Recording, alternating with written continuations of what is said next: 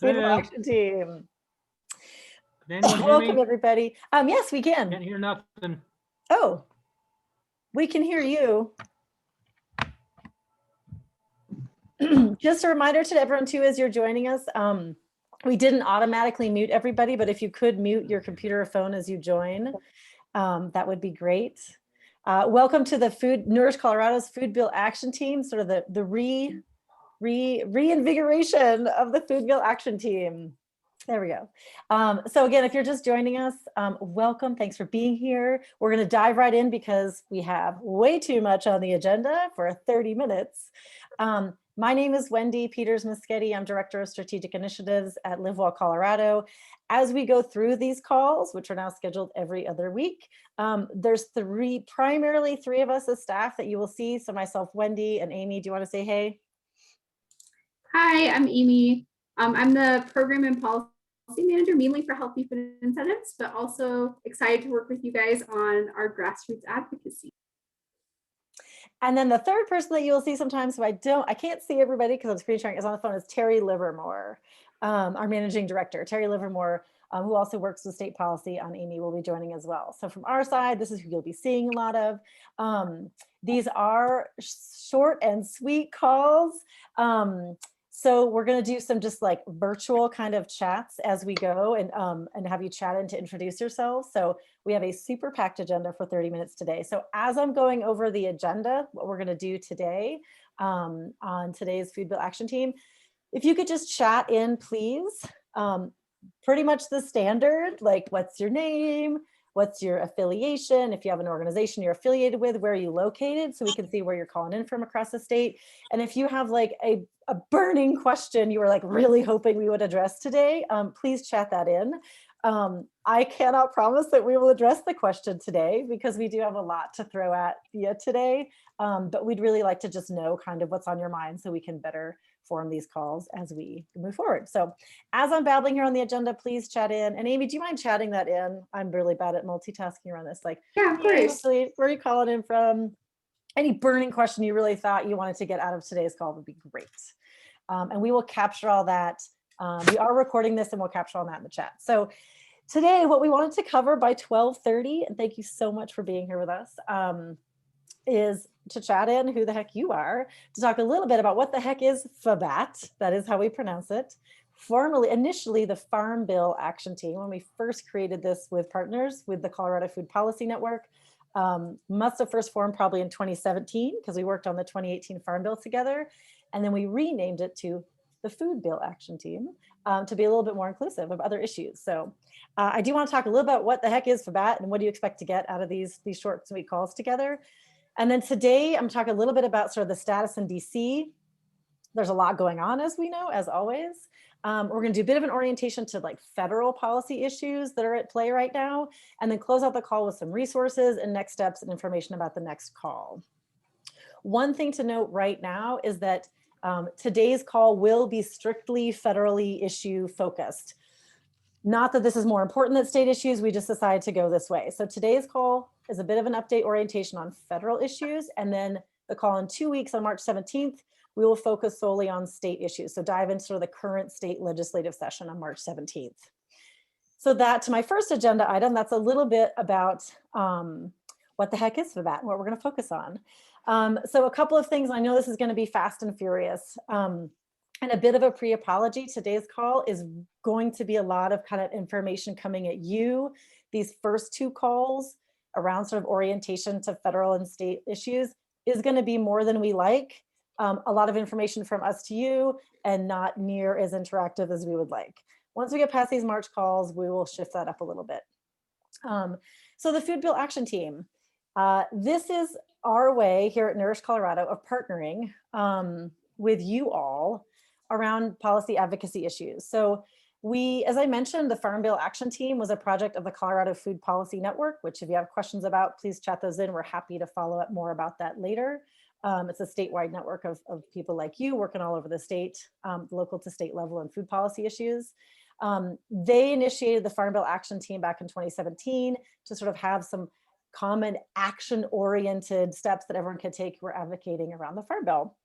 We continue to support this as Nourish Colorado because we cannot do policy in a silo or in a vacuum, even though we do behave that way sometimes. We don't want to be doing it that way. So we are reinvigorating FBAT here today because it's kind of a first step we're trying to take, a baby step, we realize, towards building a much more robust grassroots policy network that we can work with. And someone is not muted. So please, oh, Jetty, that's you. Please mute yourself.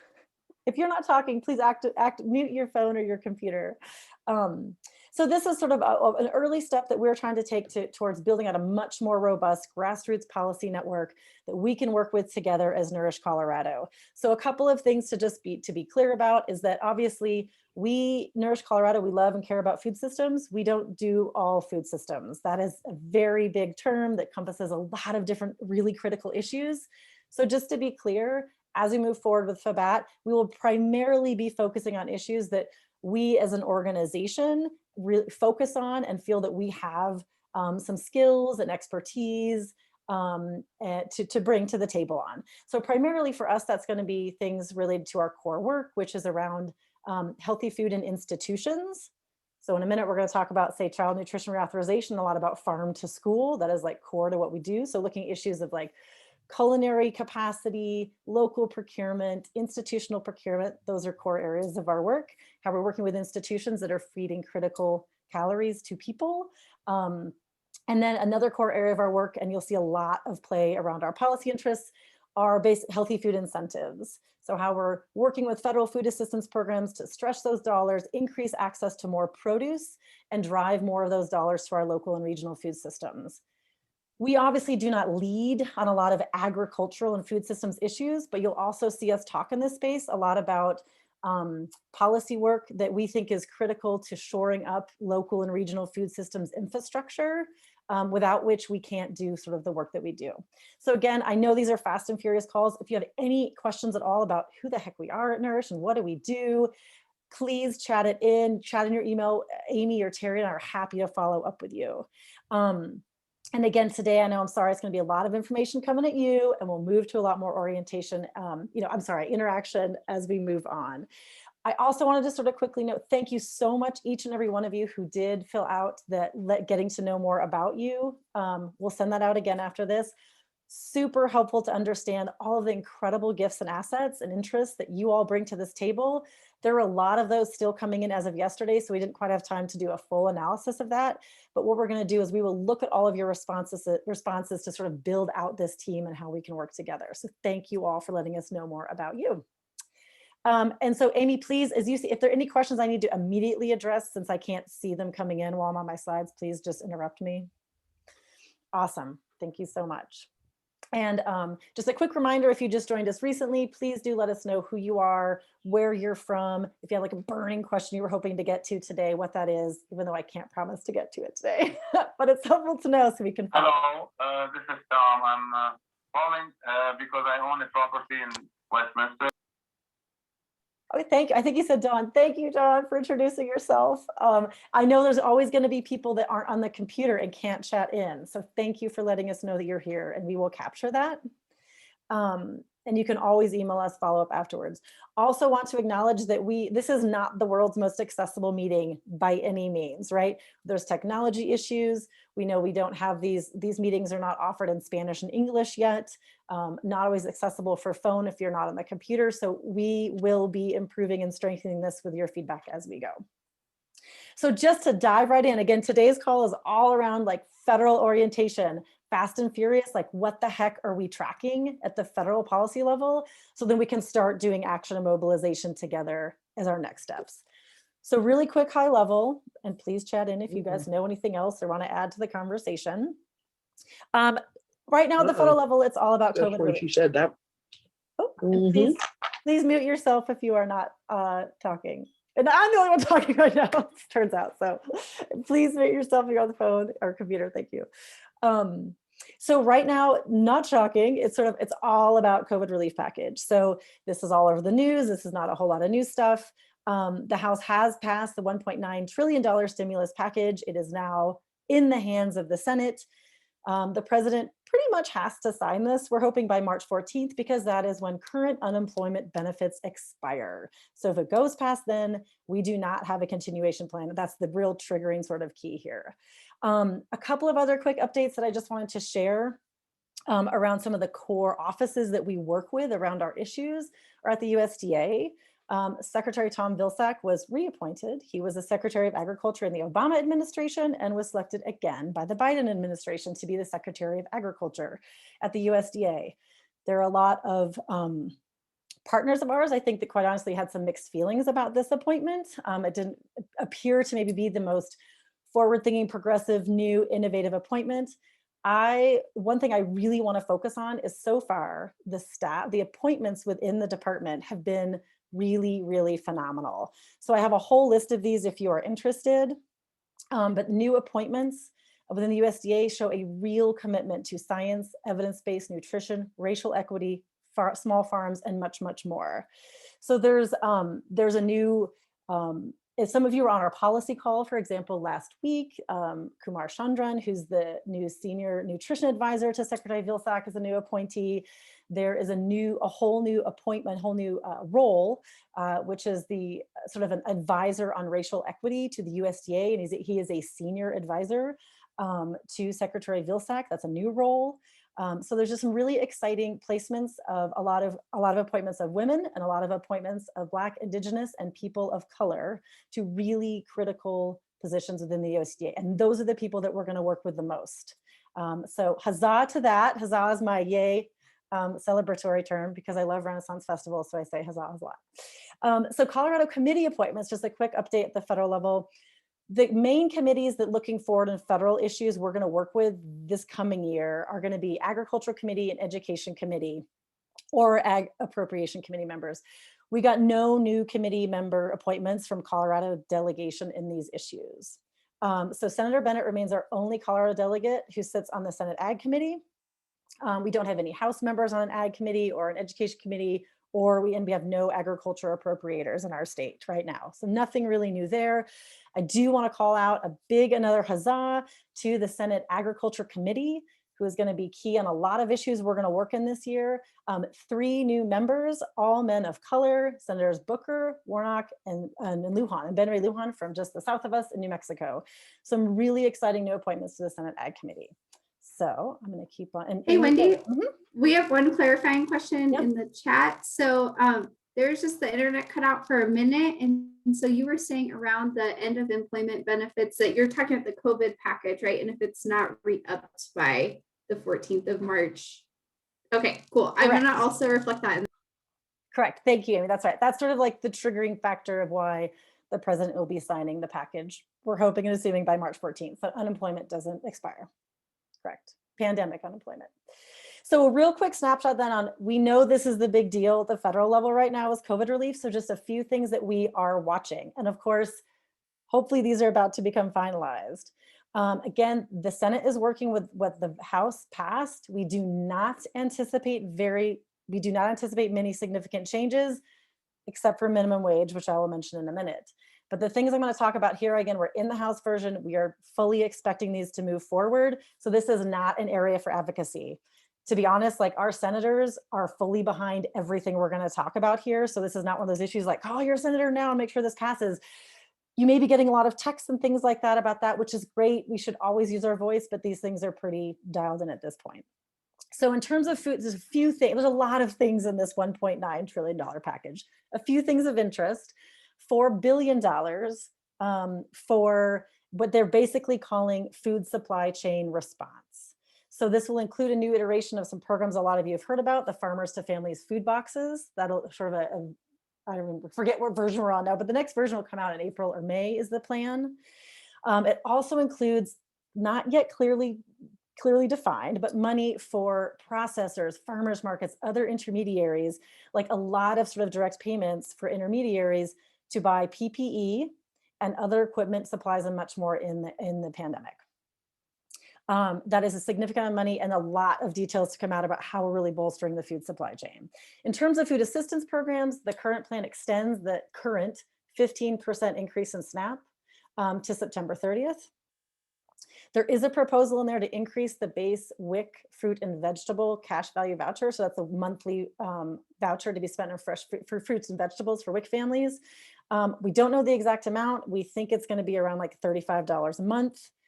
There's also $390 million to modernize WIC, which could mean a million things. It's a lot going to be focused on technology and EBT. It also makes PEBT permanent. So pandemic EBT, it makes that permanent until the pandemic is declared over. One exciting thing I think for a lot of folks, I'm assuming for a lot of folks on the line, is around being able to accept and process SNAP benefits online for those who are not Walmart or Amazon. So the current bill also includes this $25 million for technological improvements to improve online purchasing for all vendors and retailers. It's very broad. It just takes it to all states, to all types of vendors and retailers, to support mobile technology, and then also to provide technical assistance to vendors and retailers who maybe have, which is most of everybody, have not accepted or processed SNAP online before. It very clearly, this is open to every single type of direct market operator. So if you're a CSA, a farm stand, a farmer's market, you are technically eligible, as the way the bill is written, to receive money and technical assistance to accept this universal sort of platform they're building to accept SNAP online. However, one thing I want to note about this, it's so universal and broad that it's not really defined. So it's a little bit open to interpretation. So the one thing to note, if you're ever just happen to be in contact with your federal representative or senator, for example, this is one we want to keep talking about, is like, hey, when SNAP Online really gets implemented, it has to work for CSAs, it has to work for farmers markets, it has to work for firms, and educate on what that really looks like. And Amy, I'm going to keep rolling unless you interrupt me. Cool. So those are just, again, can I click? Yes. So a couple other things to flag on the current COVID relief. Sorry, I'm trying to move you guys so I can see my slides. Couple of other things. Wendy. Yeah. Sorry, one question back on the online SNAP. Does that include phone orders or just online? I'm going to assume just online. It's just online. I don't think that anyone can accept SNAP over the phone for issues that Amy can explain better than I can, but that has not been ever allowed anywhere for reasons of privacy and fraud that the government is worried about. Good question, though. So continuing just snapshot of what we see, just a few things we see in the current COVID relief package that we expect to move forward.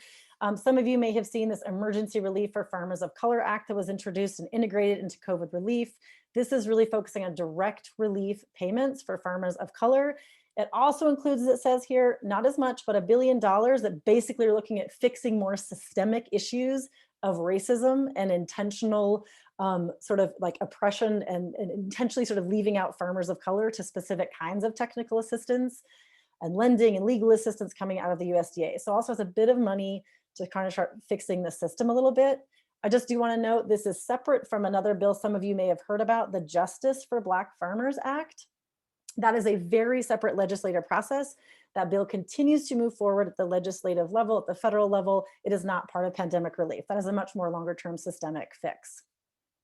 And then just other supports, a ton more money for the Paycheck Protection Program. Over $7 billion more for PPP. One thing to note about why this is important, a fix that they made in Paycheck Protection Program is any 501c, I don't know, 501c1, 2, 501c3, 501c4, whatever, are all now eligible for PPP. This was a significant problem for some farmers markets in former iterations that were not, say, like a 501c3. The one thing I'll just say before I move on, the one thing that was in the House version that will not be in the Senate version is the baseline $15 minimum wage. Everything else in the House version around increasing unemployment in the pandemic, up to $500 a week, increasing relief checks and relief checks for families with dependents, all of that is expected to go forward. The Senate will not work on budget reconciliation around a minimum wage in the pandemic relief, but the House was stubborn, which I think is great, and kept it in their version. We do not expect that to move forward. All right, I'm gonna keep rocking and rolling. I know this is fast, everybody. Again, this is like we're diving into the fire. This is orientation again of like, these are issues that are coming that we're working on. And then in future calls, I promise we're going to talk more about how we do this together. So I do want to mention, Flag, one of the probably the most significant issues that at least we as Nourish Colorado are going to be focusing on in the coming months, and many of our partners across the Colorado and the country, is child nutrition reauthorization. So child nutrition reauthorization, CNR, this is the big federal omnibus bill that includes any program that feeds kids, right? So before school breakfast, school meals, after school meals, summer meals, as well as the child and adult care food programs. So the programs that reimburse for early care, that whole shebang, and it includes WIC, the Women, Infant, and Children's Program. So it's aptly named the Child Nutrition Program. So this CNR has not been reauthorized since the Obama administration, since what's very famously known as like one of Michelle Obama's greatest areas of focus was the Healthy Hunger-Free Kids Act. It has, I think, expired maybe, I mean, supposedly passed its like reauthorization date twice already. So we are finally ready in a place with an administration to pick up CNR again. We think this is coming very soon. Pretty much what we've heard is as soon as COVID relief is done, obviously there's a lot of COVID relief implementation to focus on, but the next big piece of legislation picked up will be child nutrition reauthorization. This process will start by like a flurry of what are called marker bills, right? So senators, representatives will introduce concepts through marker bills that they really want to see get into CNR, like new issues, new concepts, new bills they want to see make it through this process. So people are going to start introducing marker bills. They're starting to do hearings on critical programs, maybe even the end of March. That sounds super soon. So I'm a little doubtful, but this spring. Obviously, because it's focused on things like farm to school, which is near and dear to our hearts, and WIC fruit and vegetable programs, this will be an issue that we will focus on. So I just put on this slide a few things that are coming. We think the Farm to School Act of 2019, we fully expect to be reintroduced. That will greatly increase funding for farm to school programs. We expect there to be some fixes to what exactly geographic preference means when you're talking about purchasing local. We would love to see a focus on school infrastructure, sort of kitchen capacity, kitchen equipment, that kind of school infrastructure to be able to process and serve scratch cooked meals and local meals. But what we have heard is that this may be introduced as part of a significant national infrastructure bill. So maybe not even in child nutrition reauthorization, but there's strong awareness that school kitchens need support. There's also a lot of interest and support among local and national advocacy groups right now to look at what we call values-based purchasing. So not just necessarily local purchasing, but purchasing so value-based purchasing in terms of, are you supporting nutrition? Are you buying local? Are you supporting racial and social equity in terms of who you're contracting with and where you getting who you are vending with? Are you being environmentally sustainable in how and where you purchase?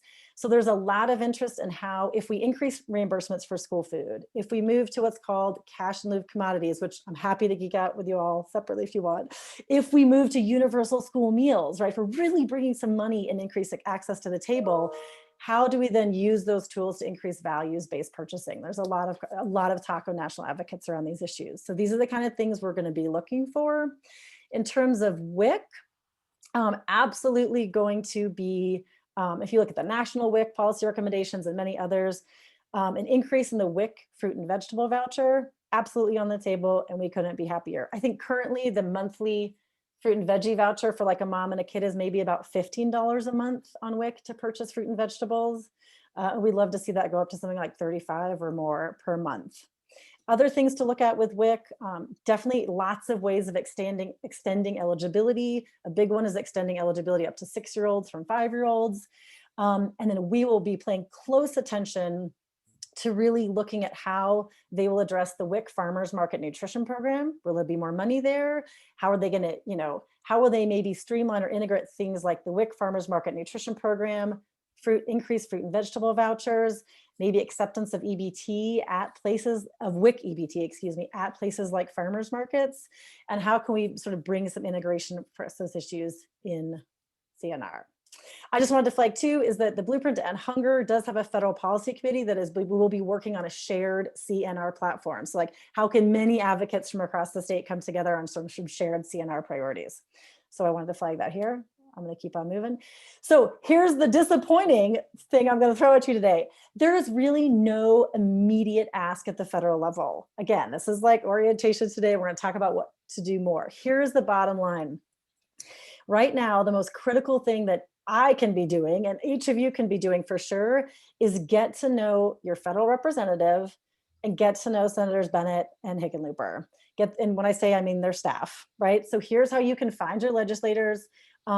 If you have any questions at all about how to connect to staff, how to find their staff, that is what we're here to support and talk about. Please email me, email Amy. Amy, please add in our emails here because I totally forgot to do that. If you have any questions at all about connecting with staff, or even once you've connected with staff, like what to say and what to talk about, what is interesting, we are more than happy to go there with you and partner with you. It is honestly usually very, very straightforward. The most important thing is the staff of your representative and your senators know the work that you do, that you just do what you do. You tell them what you do. You guys do incredible, amazing work. And right now it's just all about awareness and elevation. So if you're working on farm to school issues, they should know everything about what you're doing. Just get them on the phone. It's a little weird in COVID where we can't do visits the same that we always have in terms of farm visits and site visits. Maybe by the end of the summer that will be different. But this is really the time to just really get to know each other so that when it's time to say really advocate and mobilize on a piece of child nutrition reauthorization, our delegation is like in the know, right? They know what we do. We know what's important to us. Yeah, Amy. Hey, Wendy, good question from the chat. Can we get one of their reps to be on one of the calls for a Q&A? Absolutely. That is a great question. So I'm going to say probably not a representative themselves, unless any of y'all are like totally tight with like Diana DeGette or Joe Naguz, but staff, absolutely. Consider. And then Wendy, could you just go back one slide for me really fast? Because some folks want me to post that link here. Oh, sorry. Go back to the, yes, I'm sorry. And I'll just pull it up on my computer. Yes, yep. Absolutely. Thank you, Amy. And then the next slide is just really sort of listing some resources that I'd like to share that are good. Okay. You got it? Go to, yep, you can go to the next slide. And we will send all of these out, by the way. So Amy, thank you for copying and pasting and putting in chat. And when we send a follow-up to this recording, we'll send all these links. So I just wanted to flag a couple resources. Something I just recently signed up for and loved is Politico. Really great resource if you want to geek out on all the latest and greatest in DC. But they recently launched Politico, The Recast, How Race and Identity Are Shaping Politics, Policy, and Power. And of interest, an article they had, for example, last week was highlighting really Senator Cory Booker and the focus on how farming is a racial justice issue. So anyone can sign up there for Politico's The Recast, interesting resource. One other thing that we will continue to share is there's this resource on navigating COVID relief for farmers. We will continue to share this resource because obviously there's a lot of new stuff that's about to come out from the COVID relief package. And it's a lot so how do you take advantage of this stuff? Where do you start? This resource that we'll share has a lot of that information, particularly for farmers and some farmers markets and food hubs sort of focused. The last thing I want to mention, I know we're getting up to time here too in terms of resources, and then we have a few quick next steps, is this one. We will be talking more and more about this as well. The Local Agriculture Market Program, which was consolidated in the last Farm Bill. This is the piece that sorry for the alphabet soup here. It includes Farmers Market Promotion Program, Local Food Promotion Program, value-added producer grants, and the Regional Food Systems Program. And we can email this out. That program just got a massive, massive infusion of federal dollars. These programs will have an unprecedented amount of money coming this spring. And these are out of the USDA, these are the core programs to fund like local and regional food systems infrastructure. We will never see this kind of money again in the near future. But this means that like And the RFPs are expected to come out this spring, so pretty soon. So like now is the time. It is not easy to get and manage federal grants. It is a pain in the butt. We can attest to this fact.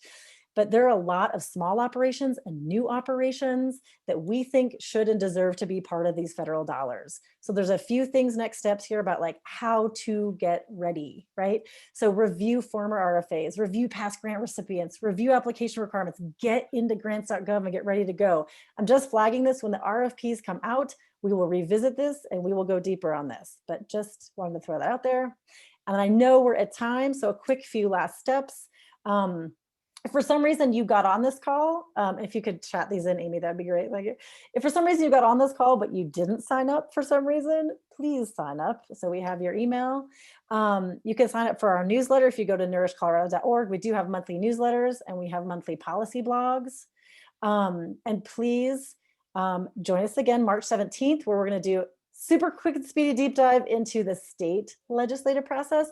And then I promise we're going to start working to how do we actually activate and mobilize together. And then Amy, I want you to close it out with state focused, but wanted to make a plug for Hunger Action Week. Yeah, also I just threw a link in the chat to register. So Hunger Free, along with partners, is putting on Hunger Action Week, although Hunger Free is doing an amazing job with a heavy lift for that event. And that is an opportunity to all come together and do advocacy with our state representatives. It's kicking off, oh my gosh, I'm forgetting the date. I want to say the 24th, but Megan, correct me if I'm wrong. The morning of the 24th with Damien from Frontline Farming as the keynote. And then throughout the week, there will be different panels and opportunities to speak with your legislators. So registration is in the chat. And then last thing I'll say, if you guys want to blast this out to folks in your own community, please don't let language barriers, internet barriers be a reason for someone not to come. I know that the group planning this is very committed to providing translation and support so that anybody who wants to advocate for our state to have access to food, this is the place. So I don't know if Ashley or Megan, you want to add anything? That was like my off the cuff plug right there, but chime in. This is Megan. I would just say that there's advocacy opportunities and training opportunities beforehand. So you'll find all that resources on the website. Also, there's the Anti-Hunger Policy Conference, 16th through the 18th. So it's a good way to practice at the federal level before we do it in real life for Hunger Action Week. So thank you. We want to make this barrier free. So come one, come all. And if y'all need any extra support, please reach out to Ashley at Hunger Free, myself, Joelle McClurg with the Blueprint, or Amy, and we can just make sure you get what you need to join the way that you need to join. That is awesome. I was trying to figure out how I could do like the clapping emoji but I was like, oh, there's too many things on my screen. Thank you so much thank you, Amy, yay. That was a lot, that was fast and furious. We are officially at our time.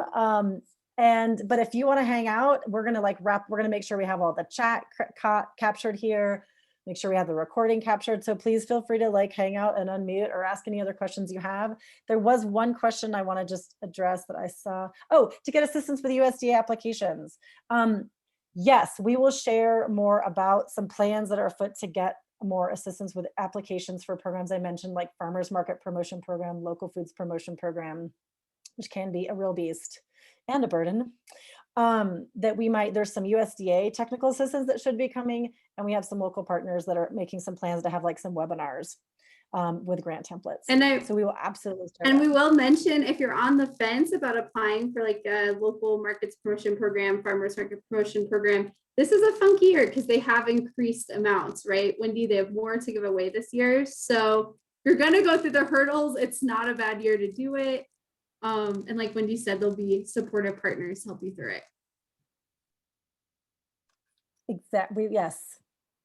And also, I mean, even just one of those grants, we have an FMPP grant. So even just if you want to like talk to us as like what our experience has been, we're happy to do that. And then obviously continue to share resources. So a lot going on, a lot coming. But again, bottom line for now is get to know your federal delegation, and more importantly, make sure they know who you are and what you're doing. Like that is the now, especially now because there isn't like a super direct ask right now. We're like kind of getting ready for some things. COVID relief is kind of, it is what it is.